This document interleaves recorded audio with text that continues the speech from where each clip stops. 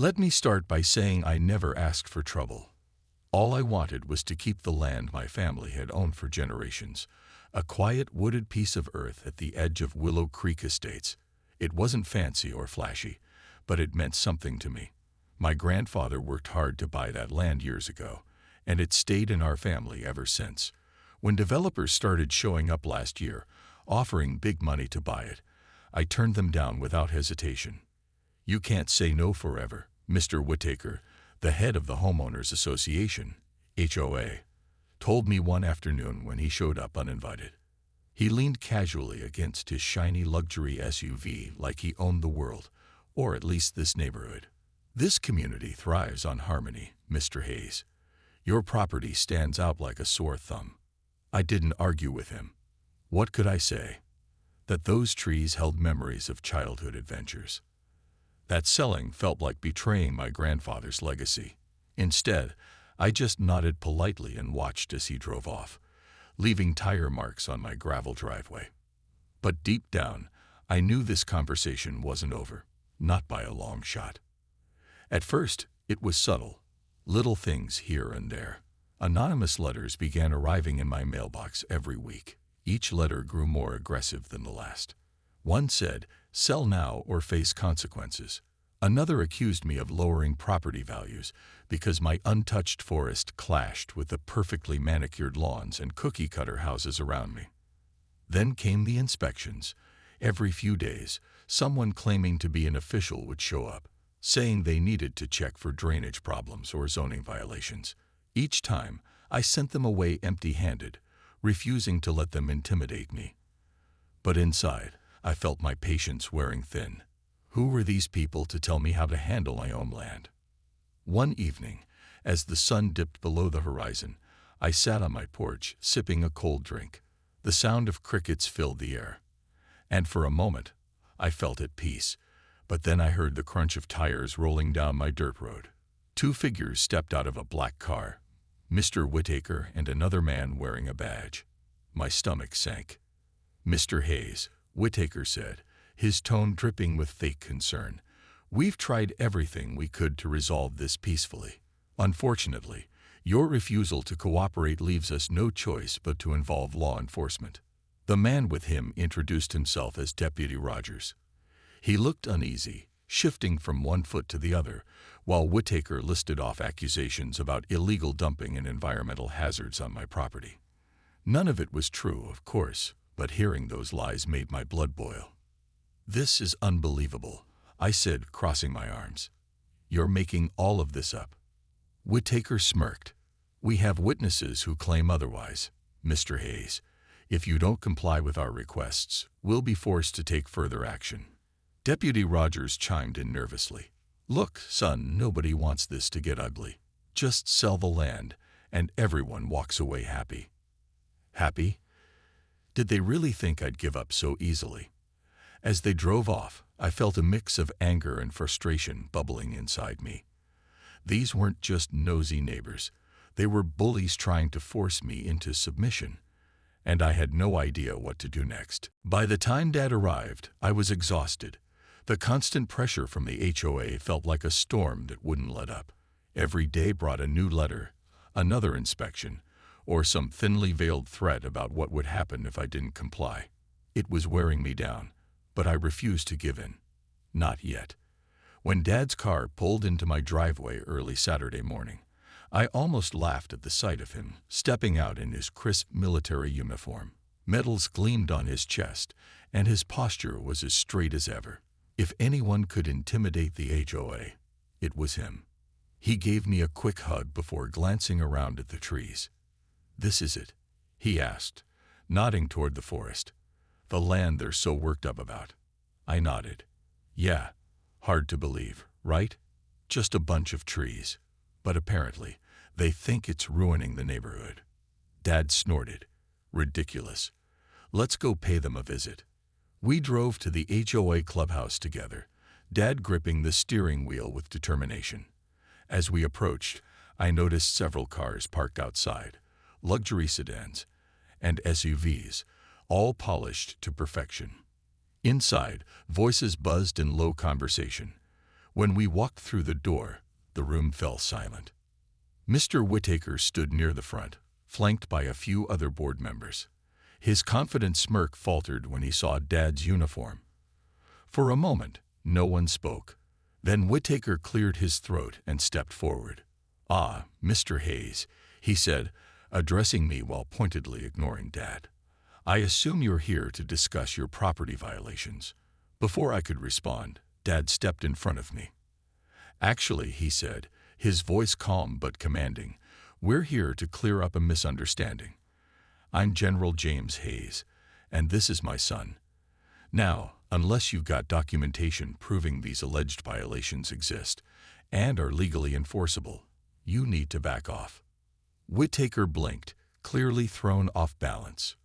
"Well, there have been complaints from residents."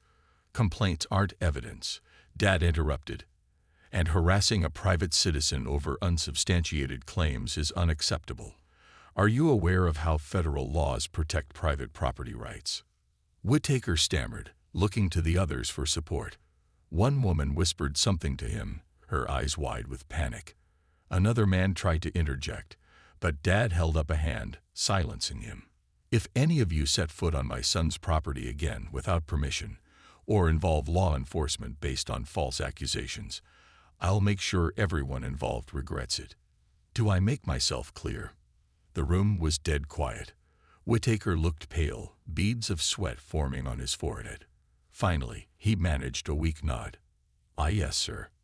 Dad turned to leave, motioning for me to follow. As we walked out, I glanced back at the stunned faces behind us. Some looked angry, others terrified, but none dared say a word. On the drive home, Dad chuckled softly. "That should buy us some breathing room. People like that only understand power.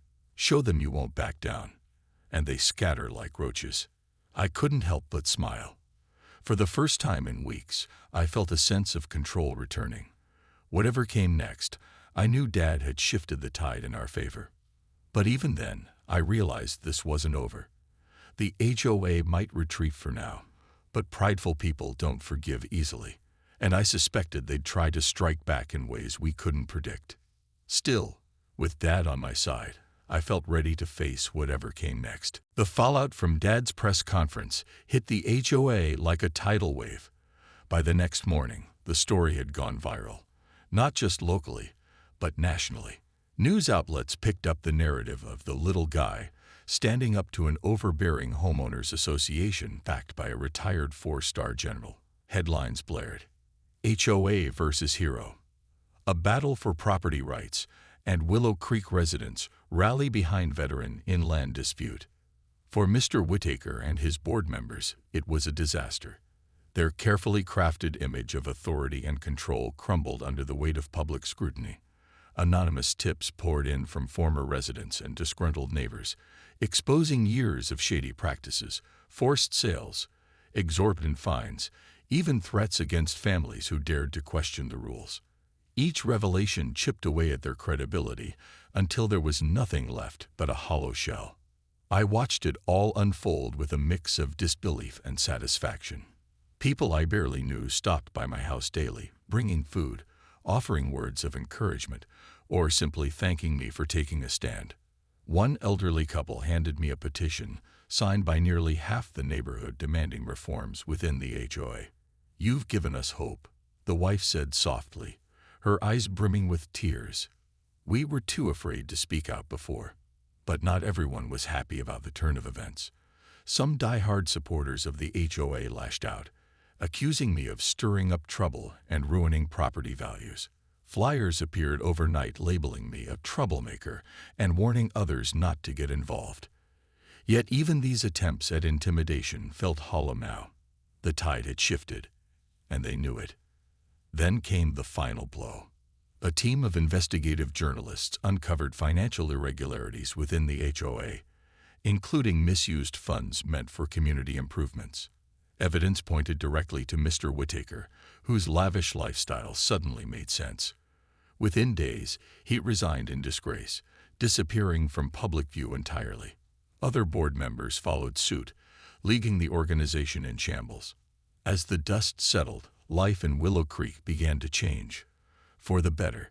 Neighbors who had once kept to themselves started talking again, forming bonds that went beyond manicured lawns and matching mailboxes. Community meetings became less about enforcing trivial rules and more about finding ways to work together. Slowly but surely, the oppressive grip of the HOA loosened. One evening, as I walked through the woods behind my house, I found myself reflecting on everything that had happened. What started as a personal fight to protect my land had turned into something far greater, a catalyst for change. I thought about my grandfather, who had worked so hard to buy this piece of earth, and how proud he would have been to see it become a symbol of resilience and unity. When I returned home, I noticed a small group of neighbors gathered near my driveway. They were planting flowers along the edge of my property, bright, cheerful blooms that stood out against the greenery. One of them waved when she saw me. "Just wanted to do something nice," she said with a smile, "to show our appreciation." It was a simple gesture, but it meant the world. For so long, I'd felt isolated, like I was fighting this battle alone. Now, surrounded by people who believed in what I stood for, I realized I'd gained something priceless, a true sense of community. Life in Willow Creek slowly returned to normal, or at least a new kind of normal. The oppressive shadow of the HOA was gone, replaced by something softer and more genuine. Neighbors talked to each other again, not just about property values or landscaping rules, but about real things. Kids starting school, recipes for homemade jam, plans for a community garden. It wasn't perfect, but it felt human. And that made all the difference. The forest behind my house remained untouched, standing tall as a testament to everything I'd fought for. Every time I walked through the trees, I thought about how close I'd come to losing it all. Those quiet moments reminded me why this fight had been worth it. Not just for me, but for everyone who believed there was still room in the world for individuality and freedom. One Saturday morning, a few months after the drama died down, Dad showed up unexpectedly. He climbed out of his truck wearing jeans and a flannel shirt, looking more relaxed than I'd seen him in years. "Thought you might need some help around here," he said with a grin, holding up a toolbox. Together, we spent the day fixing up the old wooden fence that bordered my property. As we worked side by side, hammering nails and sharing stories, I realized how much closer we'd grown throughout this ordeal. Dad wasn't just my father anymore. He was my ally, my rock. His unwavering support had changed everything, not just for me, but for the entire neighborhood. By late afternoon, sweat-soaked and tired, we sat on the porch sipping cold lemonade. The sun hung low in the sky, casting long shadows across the yard. For the first time in what felt like forever, I felt truly at peace. "You did good, son," Dad said quietly, breaking the comfortable silence. "Not many people would have stood their ground like you did." I smiled, shaking my head. "It wasn't just me, Dad. If you hadn't stepped in when you did." He cut me off with a wave of his hand. "Maybe, but you were the one who refused to give up in the first place. That takes guts, don't forget that." His words stuck with me long after he left. They reminded me that courage isn't always about grand gestures or dramatic speeches. It's about staying true to yourself, even when the odds seem impossible. This whole experience had taught me that standing your ground doesn't just protect what's yours. It can inspire others to do the same. Over time, the scars of the past began to fade. The graffiti-covered signs calling me a troublemaker disappeared. The empty lots where neighbors had once been forced to sell their homes started filling up again, this time with families eager to build lives without fear of being pushed around. Even Mr. Whittaker's mansion sat vacant, its windows dark and curtains drawn, a silent reminder of hubris brought low. Still, I couldn't help but wonder what the future held. Would the lessons we learned stick? Or would people eventually forget, slipping back into complacency? Only time would tell. But for now, I chose to focus on the positives.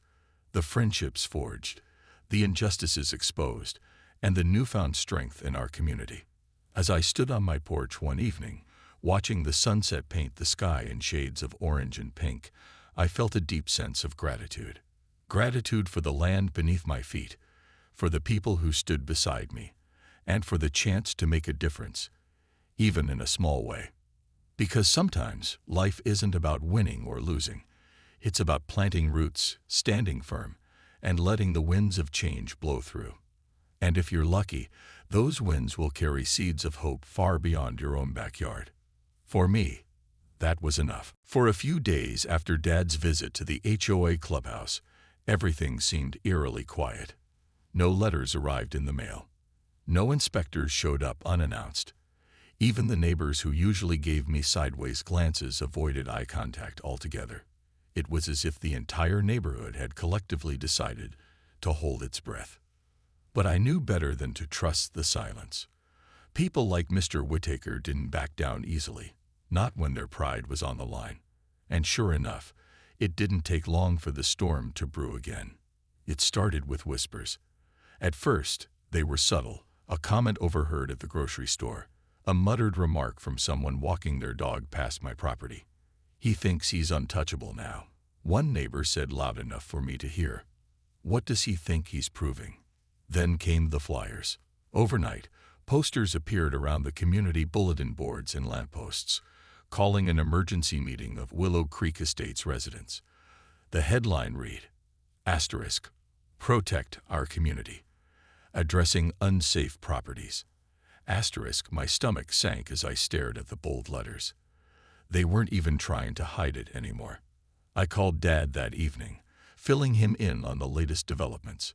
He listened patiently before offering advice. "Don't engage directly," he said firmly. "Let them make their move first. But keep documenting everything. Every flyer, every conversation. Anything you can use as evidence." The next morning, I woke up to find reporters outside my house. How they'd found out about the situation, I'll never know. But suddenly cameras were flashing, and microphones were shoved into my face. A local news crew had caught wind of the drama and framed it as a David versus Goliath story. Humble homeowner versus power-hungry HOA. Neighbors began flocking to the scene, some curious, others hostile. One woman approached me, her arms crossed tightly. "You're causing problems for everyone," she snapped. "Why can't you just sell the land and be done with it?" I took a deep breath, reminding myself not to lose my temper. "This isn't about selling or buying," I replied evenly. "It's about standing up for what's right. Would you let someone bully you into giving up your home?" She didn't answer, but the glare she shot me said it all. Not everyone here saw me as the underdog fighting against injustice. To many, I was the stubborn outsider disrupting their perfect little world. Later that afternoon, I attended the emergency meeting, at Dad's insistence. He wanted me to see firsthand how desperate the HOA was getting. The room buzzed with tension as residents packed inside, their faces a mix of curiosity and thinly veiled hostility. Mr. Whittaker stood at the front, looking more disheveled than usual. He opened by claiming the meeting was meant to address community safety concerns. But within minutes it became clear this was less about safety and more about rallying support against me. Slide after slide flashed on the projector screen, showing exaggerated images of my property labeled with words like hazard and eyesore. When it was my turn to speak, I stepped up to the podium, heart pounding. "I understand you all care about this neighborhood," I began, my voice steady despite the nerves twisting in my gut. "But threatening someone over their private land isn't protecting anything, it's bullying. And if you keep pushing, you'll regret it." The room erupted into murmurs. Some nodded reluctantly, others shook their heads in defiance. As I sat back down, I felt a strange mix of relief and unease. I'd said my piece, but I knew the battle wasn't over. That night, lying awake in bed, I replayed the day's events in my mind. The HOA might have painted themselves as protectors of the community, but cracks were starting to show. With each misstep, they revealed their true colors. And slowly, people were beginning to notice. The days following the emergency meeting felt like living in the eye of a hurricane, calm on the surface, but with chaos swirling just beyond. The HOA's smear campaign had backfired in ways they couldn't have predicted. Instead of rallying unanimous support against me, their tactics exposed cracks in their own foundation. Neighbors who had once been indifferent, or even hostile, began approaching me privately, offering quiet apologies or sharing stories of how the HOA had bullied them too. One afternoon, as I was clearing leaves from my driveway, an older woman named Mrs. Peterson stopped by. She lived 2 blocks over and rarely spoke to anyone outside her circle. But today, she looked nervous yet determined. "I shouldn't be telling you this," she whispered, glancing around to make sure no one was listening. "But they've done this before. Forced people to sell their homes because they didn't fit their vision. They're not going to stop until you give in or break them." Her words sent a chill down my spine. This wasn't just about me anymore. It was about standing up for everyone who'd ever been pushed around by the HOA. For the first time, I realized I wasn't fighting alone. There were others watching, waiting to see if someone would finally push back hard enough to change things. Meanwhile, the media circus continued. Local news outlets ran daily updates on the Willow Creek land dispute, turning it into a spectacle that drew attention far beyond our small community. Reporters camped outside my house, eager for sound bites or dramatic moments. Social media exploded with memes mocking Mr. Whitaker and his cronies, while hashtags like #SaveTheTrees and #HOABully trended locally. But the real turning point came when Dad decided to escalate matters himself. He called a press conference, not at the HOA clubhouse, but right on my property. When reporters and curious neighbors gathered, he stood tall under the canopy of trees, his military bearing commanding respect without saying a word.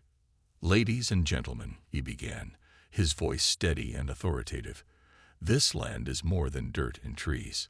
It represents freedom. The kind of freedom these so-called leaders seem to have forgotten exists. My son has every legal right to keep his property as it is, and yet, instead of respecting those rights, the HOA has chosen intimidation and harassment." He paused, letting his words sink in.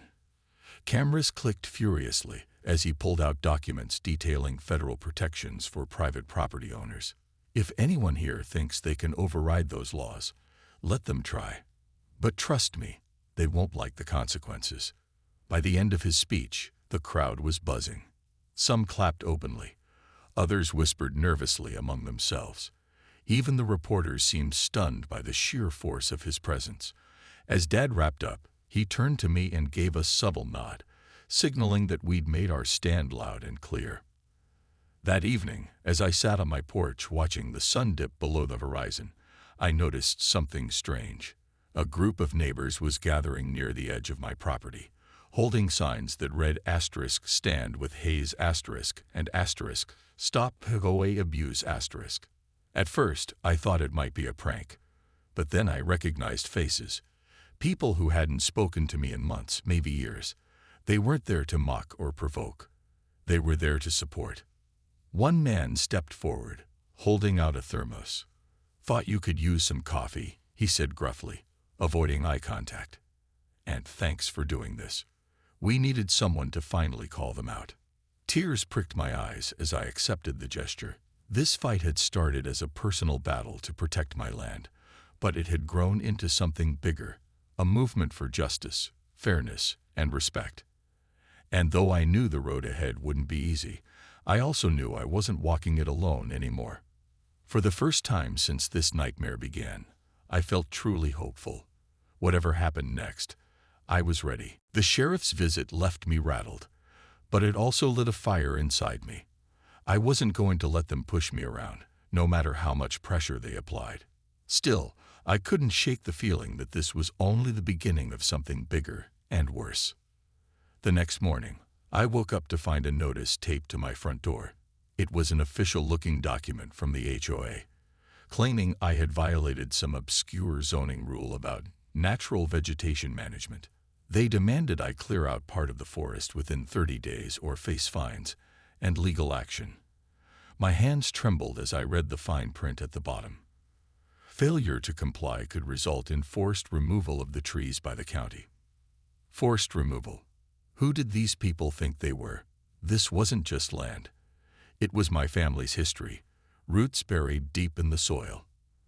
And now they wanted to rip it all away because it didn't fit their idea of perfection. I spent the rest of the day pacing back and forth, trying to figure out my next move. I thought about calling a lawyer, but legal battles cost money, something I didn't have a lot of.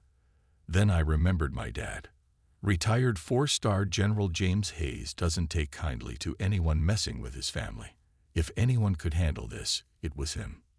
That evening, I picked up the phone and dialed his number. When he answered, I launched into the story, explaining everything that had happened so far. He listened quietly, letting me vent until I ran out of steam. "Let me get this straight," he said finally, his voice calm but firm. "They're threatening you over your own property. Son, do you know what rights we're dealing with here?" I sighed. "Yeah, I know. But what can I do? They've got lawyers, inspectors, even the sheriff on their side." There was a pause on the other end of the line. Then Dad spoke again, his tone sharp and decisive. "Don't sell. Don't back down. Let me handle this." Just hearing those words gave me a small sense of relief. Dad always had a way of cutting through nonsense and getting results. By the time we hung up, I felt a flicker of hope, but I also knew things might get worse before they got better. Sure enough, the very next day, another inspector showed up. This one claimed I needed permits for tree removal, even though I hadn't touched a single branch. His attitude was smug, like he already knew he had the upper hand. But this time, I was ready. I pulled out my phone and started recording every word he said. "You'll need to submit documentation proving compliance with local regulations," he droned, flipping through papers on his clipboard. "Otherwise, we'll be forced to involve the authorities." "Oh, really?" I replied, keeping my voice steady. "And what exactly are these regulations you're talking about?" He hesitated, clearly caught off guard by my question. "Well, it's all outlined in the county code." "Funny," I interrupted, "because I've read the code, and there's nothing in there about needing permits for naturally growing trees. Care to explain why you're harassing me?" His face turned red, and he stammered something about checking with his supervisor before hurrying back to his car. Watching him drive away felt good, a small victory in a much larger war. Later that night, I replayed the recording, listening closely to every detail. Something told me I'd need evidence if this situation escalated further. And judging by the way things were going, escalation seemed inevitable. As I sat there in the dim light of my living room, I realized something important. Standing your ground isn't easy, especially when you're outnumbered and outgunned. But sometimes fighting back is the only option. These people weren't just targeting my land. They were testing my resolve. And I wasn't about to let them win. Little did I know, Dad was already making plans. Plans that would change everything. For me, for the HOA, and for Willow Creek Estates.